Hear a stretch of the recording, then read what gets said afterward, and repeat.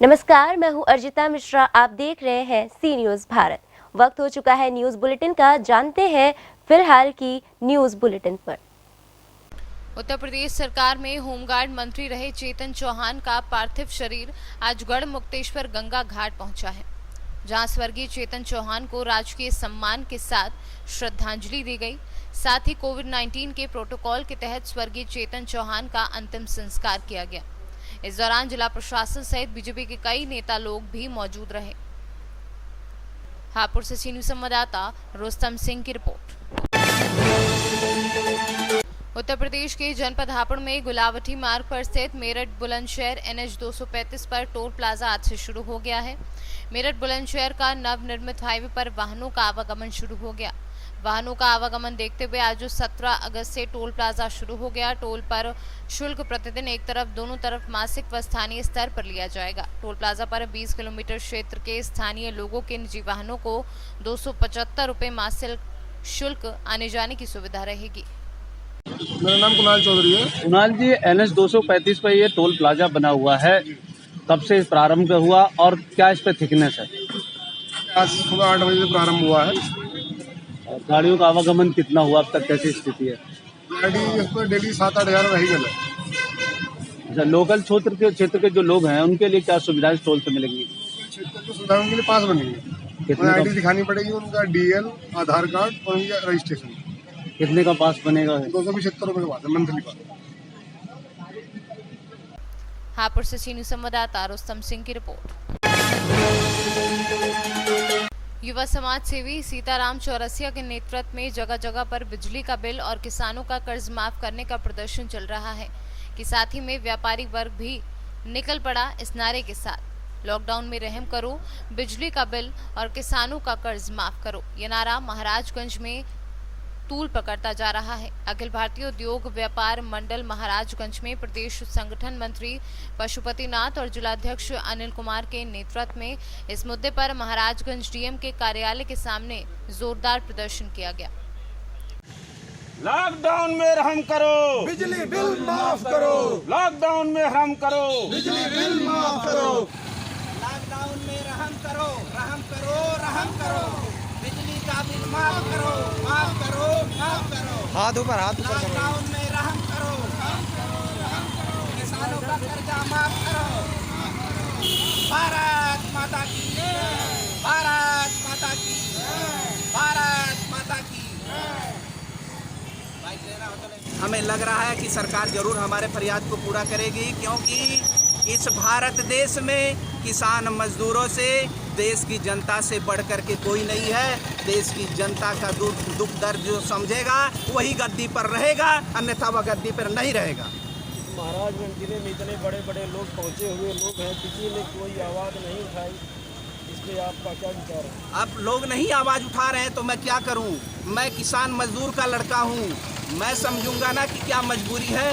मैं समझ रहा हूं कि कितना हम लोग गरीब मजदूर लोग झेल रहे हैं, कितना समझ रहे हैं, मैं इस चीज़ को जानूंगा। इसलिए हमारी सरकार से आग्रह है कि हमारे मांगों को पूरी करे और जितना भी किसानों की बिजली की बिल है उसे माफ़ करें और किसानों की कर्ज जितनी भी है उसे माफ़ करें। इसी के साथ हम अपनी जैसे आप परेशान हैं इन सब चीज़ों से, इस तरह से गांव के और सारे किसान भी परेशान हैं। उनका एक धरना मैंने देखा, उनका कहना है लॉकडाउन में रहम करो और बिजली का बिल किसानों का कर्ज माफ़ करो। इस पे आपका क्या कहना है? बहुत बढ़िया मुद्दा, बहुत बढ़िया मुद्दा।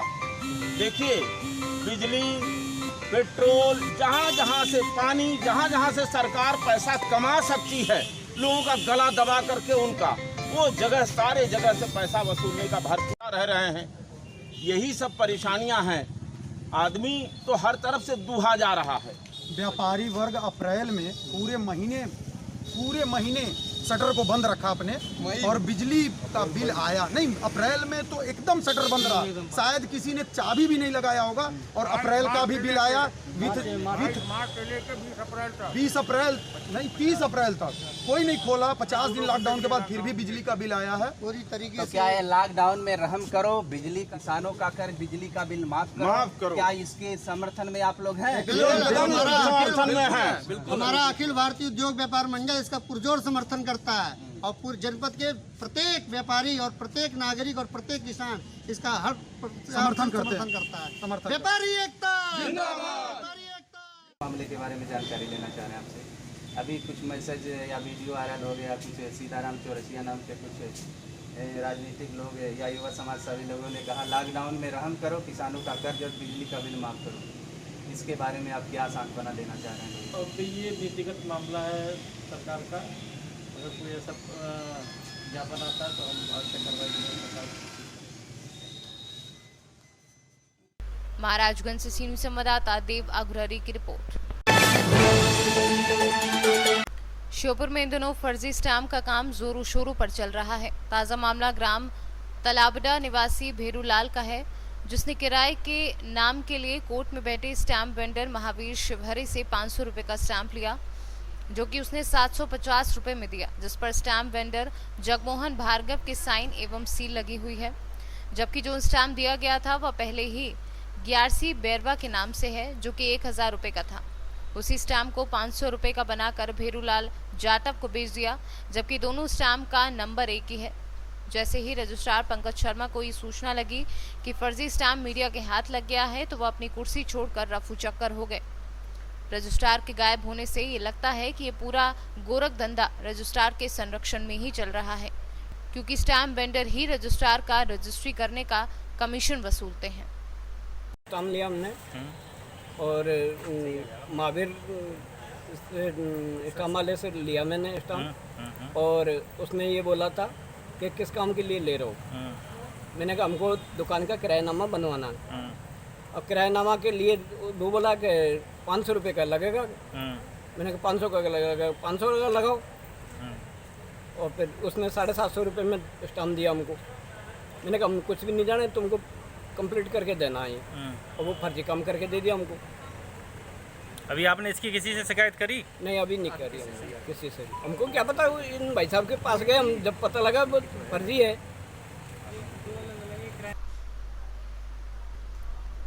श्योपुर से सीनियर संवाददाता चेतन सिसोदिया की रिपोर्ट। रायबरेली में पुलिस की दहशत से नदी में कूद जाने से एक युवक की डूबकर हुई मौत। यही नहीं, नदी में कूदे युवक की गोताखोरों द्वारा खोजबीन कराने के बावजूद भी नहीं मिला। इधर लगभग 6 थाने की पुलिस, गोताखोर, स्टीमर सहित लोग नदी में कूदे युवक की खोजबीन करने में जुटे रहे। वहीं दोपहर बाद पुलिस को सूचना मिली कि एक युवक की लाश प्रतापगढ़ जनपद के उदयपुर थाना क्षेत्र में नदी से बाहर लोगों द्वारा निकाली गई, और आनन फानन में मौके पर पहुंची पुलिस फोर्स ने युवक की पहचान नसीराबाद थाना क्षेत्र में नदी में कूदे रमेश वर्मा पुत्र शंकर लाल के रूप में की। रायबरेली से सीनियर संवाददाता अनुपम की रिपोर्ट। रंगालिया पंचायत के कुचिया डाली गांव के प्रधान टोला के मलौती हास्ता के घर के सामने 6 माह से खराब पड़ा है चापाकल। ग्रामीणों ने मिलकर बीडीओ से शिकायत भी की, लेकिन आज तक कोई सुनवाई नहीं हुई। हाय हमराम, क्या दिक्कत है? हम लोग का दिक्कत यही चापाकल के बारे में। चापाकल यहाँ बहुत दिन से खराब पड़ा हुआ है। कितना दिन से? लगभग 6 महीना हो गया। लिखित दिए किसी को? लिखित दिए थे बीडीओ साहब को। कितना दिन पहले? 6 महीना पहले लिखित देने के बाद भी अभी तक चापाकल ठीक नहीं हुआ। हम लोग के ये पानी बहुत दूर से लाना पड़ता है। 2 किलोमीटर दूर से पानी हम लोग लाते हैं बंगाली टोला से। झारखंड से सीनियर संवाददाता गयासुद्दीन अंसारी की रिपोर्ट। यूपी के कौशाम्बी जिले के सैनी कोतवाली क्षेत्र के नरसिंहपुर कछुआ में दिनांक 12 तारीख को हुई घटना से गांव में भय का माहौल बना हुआ था, जिसको दूर करने के लिए क्षेत्राधिकारी सिराथू रामवीर सिंह के नेतृत्व में गांव में 2 थाने के फोर्स का फ्लैग मार्च किया गया। 12 तारीख को उप निरीक्षक कृष्णराज सिंह, कांस्टेबल दिलीप सिंह के ऊपर जानलेवा हमला।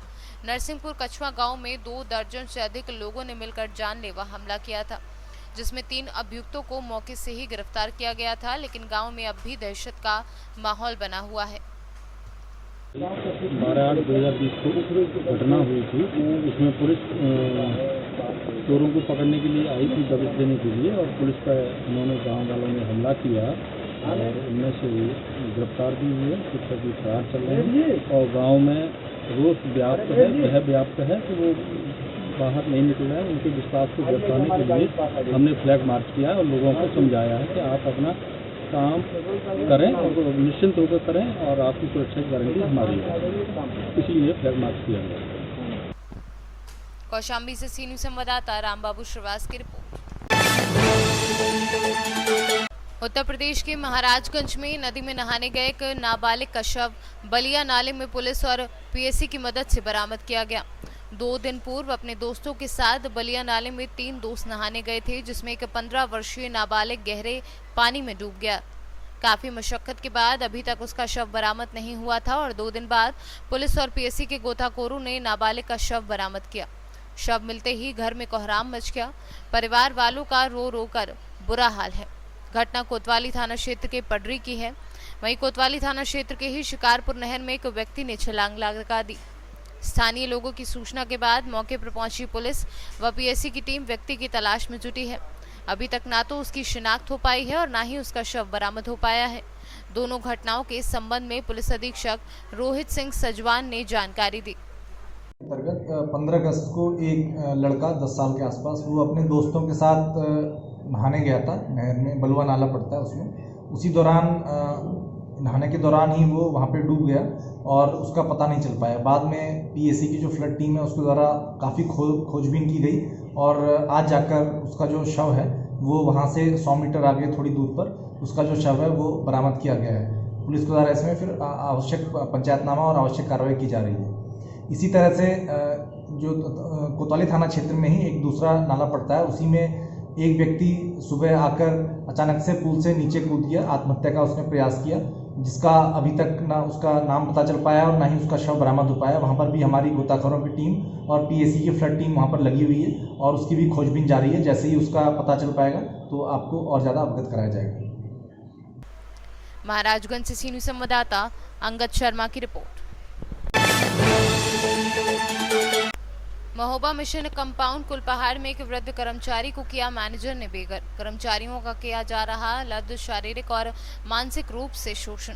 कर्मचारियों ने लगाए धर्म परिवर्तन जैसे संगीन आरोप। वहीं मुख्यमंत्री आवास लखनऊ पर आत्मदाह की भी दी चेतावनी। क्या नाम है मैम? जी मेरा नाम इंदु पॉल है। कहाँ से? जी मैं कुलपहाड़ मिशन से। क्या समस्या है आपकी? जी मेरे फादर की समस्या है और मेरी भी कुछ समस्याएं हैं। मेरे फादर से रिलेटेड समस्या ये है कि मेरे फादर यहाँ के बच्चे हैं, यहाँ के एम्प्लॉई हैं। मेरे फादर को यहाँ रहते रहते इस मिशन में 71 ईयर हो गए। 70 साल इस मिशन में उन्होंने दिया है और जॉब करते करते 50 ईयर्स हो गए उनको। तो मेरे फादर को काफ़ी शोषण किया। कम सैलरी में उनको जॉब दिया, कम सैलरी में वो काम करते रहे, जबकि वो बाहर जाना चाहते थे। तो जो पुरानी मिशनरी थी आंटी लिया मोशियर, उन्होंने जाने नहीं दिया। उन्होंने कहा कि हम यहाँ पे आपको फैसिलिटी देंगे, घर देंगे और सारी सुख सुविधाएँ देंगे। तो ये नहीं गए, उन्होंने कम सैलरी में ही जॉब करते रहे। उसके बाद सर मैं विडो हूँ, मेरी मैरिज हुई बिलासपुर में। फिर मेरे हस्बैंड एक्सपायर हो गए, 7 ईयर हो गया। तो मैं अपने दोनों, मेरे ससुराल में कोई नहीं है, मेरे सास ससुर सब एक्सपायर हो गए। तो मैं परेशान थी वहाँ काफ़ी। तो अपने दोनों बच्चों को लेकर के अपने फादर मदर के पास आई। तो मेरे को भी 7 ईयर हो गया। जब से मैं सर यहाँ आई हूँ मिशन में, मुझे इतना परेशान किया जा रहा है। मेरे बच्चों का मानसिक और शारीरिक शोषण किया जाता है। जब देखिए तब मेरे बच्चों को स्कूल से निकाल दिया जाता है और वो रोते हुए आते हैं। और जब मैंने 2-3 पुलिस वालों से रिपोर्ट करी तो उन्होंने जाकर के देखा, तो अटेंडेंस रजिस्टर जब देखा गया तो उस पर अटेंडेंस फुल शो की जाती है। और पूरे स्टाफ से एप्लीकेशन तैयार करके और उनके सिग्नेचर लेके थाने में अनेकों एप्लीकेशंस डालते रहते हैं मेरे बच्चों के खिलाफ। और मेरे बच्चों से हमेशा कहते हैं एनके वर्धन जो मैनेजर है कि अपनी माँ को मेरे पास भेजो। मेरे फादर से भी कई बार बोला कि अपनी दोनों लड़कियों को हमारे पास भेजो। मेरे फादर ने कहा कि हम ऐसा नहीं करेंगे, हमारी बच्चे ऐसा। कौन कहता है? मैनेजर जो उस मिशन का है, एनके वर्धन। अच्छा मैनेजर। जी हाँ। तो फादर ने कहा मैं नहीं भेज सकता हूँ अपनी लड़कियों को। फिर हम लोग भी सर, हम लोग घर से निकलते हैं, जाते हैं, तो हम लोगों के पास से निकलते हैं अपनी बाइक से, तो बहुत गंदे कमेंट्स करते हैं, गंदी हरकतें करते हैं। इवन चौकीदार भी, जितने चौकीदार हैं वहाँ पे, वो भी गंदी हरकतें करते हैं और ये लोग हंसते हैं, गंदे कमेंट्स पास करते हैं सर। और फिर हम लोगों से इन्होंने बोला कि एक काम करो, जाओ बस्ती में जाकर के हिंदू लड़कों को अपने प्यार के जाल में फंसाओ और उनसे कहो कि हम बहुत सारा पैसा देंगे, नौकरी देंगे, अच्छी लड़कियाँ देंगे और मिशन में हम आपको जगह देंगे। तो हमने भी इस चीज़ से मना कर दिया कि ये इलीगल काम है। तो इसके चलते उन्होंने दूसरे दिन ही हमारे फादर को नोटिस दे दिया कि आप नौकरी से भी रिटायर हैं, आप जाइए यहाँ से, मिशन भी खाली कर दीजिए। जबकि मेरे फादर से 10 ईयर ओल्ड बड़े कुछ स्टाफ हैं जो वहाँ रह रहे हैं, जॉब कर रहे हैं, उनको अभी तक कोई नोटिस नहीं दिया है। सिर्फ मेन कॉज ये है सर कि वो ये कहते हैं कि आप अपनी लड़कियों को भेजिए, हम उनका फिजिकल शोषण करेंगे, हरासमेंट करेंगे और हिंदू लड़कों को क्रिश्चियन बनाओ, जो हम नहीं कर सकते सर। ठीक है, थैंक यू सर। मेरा नाम इमैनुअल बैरो। सर अभी आपने थाना कुलपहाड़ में एक तहरीर दी है। जी हाँ। तहरीर के मुताबिक आपने क्रिश्चियन स्कूल कुलपहाड़ के मैनेजर पर आरोप लगाए हैं। जी हाँ। कि आपका घर वो खाली करने के लिए बोल रहे हैं और काफ़ी तरीके के आपने धर्म परिवर्तन जैसे आरोप लगाए हैं, संगीन आरोप लगाए हैं। क्या मामला है पूरा बताएंगे इसके बारे में, क्या घटनाक्रम है? सर ऐसी बात है कि मतलब वो मैनेजर है। मैनेजर क्या नाम है मैनेजर का? मैनेजर का नाम A.K. Vardhan. A.K. Vardhan. A.K. Vardhan है। वो कहता है कि अपनी दोनों लड़कियों को भेजो, हम उनके साथ शोषण करेंगे। और वो ये भी कहते हैं कि हम अपनी लड़कियों को भेजो वो बस्ती में हिंदू लड़कों को ईसाई बनाने के लिए, ताकि हम उनको लालच दें और उनको ईसाई बनाए। अच्छा सर, आप कब से इस क्रिश्चियन स्कूल कंपाउंड में रह रहे हैं? मिशन कंपाउंड में मैं 1 साल का आया था। अच्छा, आपकी उम्र मात्र 1 साल की थी, 1 साल का आया था। यही मैं पला हूँ। और यही आप अनाथ थे? जी हाँ, अनाथ हूँ मैं। मेरे दोनों माँ बाप मर गए थे। अच्छा। तो मैं आया था इधर। अच्छा। तो मैंने पढ़ाई करके मैंने फिर अपनी ट्रेनिंग करी इंदौर से। जी। और दर्जी की ट्रेनिंग करी। जी। फिर मैंने मतलब कुछ साल काम किया। उसके बाद मैंने कहा अपने जो हमारे 2 मिशनरी थे जी, लिया मूशर और डी चडूट जी, तो इनने ये कहा था कि आप मत जाइए, आप यहीं रहिए, आप काम करिए और आप यहीं रहिए और आप जीवन भर यहीं काम करिए, यहीं रह सकते हैं। लेकिन ये A.K. वर्धन आए, उनने और अभी इस वक्त जो मौजूद है मिशनरी वो लिंडा स्टैंटन और शरण कलिंगन है। तो इनने हमें नोटिस दे दिया कि आप घर से खाली कर सकते हैं और नौकरी से भी हटा दिया। अब बताइए मैं क्या करूं? क्या आपने पुलिस प्रशासन को इस बारे में सुनाया, प्रशासनिक अधिकारियों को? आपको क्या रिस्पॉन्स मिला? आप अधिकारियों ने आपसे क्या बोला, क्या कार्रवाई हुई अभी तक? वहाँ से कोई कार्रवाई नहीं हुई। अच्छा, आप आज जिलाधिकारी महोदय के पास आए हुए हैं? एप्लीकेशन डाली थी तो वहाँ से एप्लीकेशन भी गायब हो गई थाने से। जी हाँ। अच्छा, वो आप आज जिलाधिकारी महोदय के पास आए हुए हैं? जी हाँ। तो क्या आपका प्रशासन से क्या कहना है, क्या गुहार लगाने आए हैं? प्रशासन से तो हमें ये कहना है सर कि हमारा सच्चा न्याय हमें दे। अच्छा। नहीं तो हम पे 6 जन आत्मदाह कर देंगे। ठीक। महोबा से सीनियर संवाददाता सुरेंद्र कुमार निराला की रिपोर्ट। रायबरेली में चिकित्सा विभाग की काली करतूतों का खामियाजा भुगते खीरो ब्लॉक की गरीब बेबस लाचार जनता, जहां हुक्मरानों ने इस भरे कोरोना काल में अस्पतालों को भ्रष्टाचार का अड्डा बना दिया है। खीरी कस्बे में अनगिनत अस्पताल जो कि आए दिन जनता के स्वास्थ्य से खिलवाड़ करते हैं और लाखों रुपए तो पार ही कर रहे हैं। दर्जनों की संख्या में बिना किसी रजिस्ट्रेशन और वैध डॉक्टर के संचालित अस्पताल बिना किसी बेसिक सुविधा के प्रसूताओं के प्रसव कराने में भी नहीं चूकते हैं। रायबरेली से सीनियर संवाददाता राकेश की रिपोर्ट। अभी के लिए न्यूज बुलेटिन में बस इतना ही। देश दुनिया की तमाम खबरों के लिए बने रहिए सी न्यूज भारत के साथ। हर खबर आपके साथ, आपके हाथ।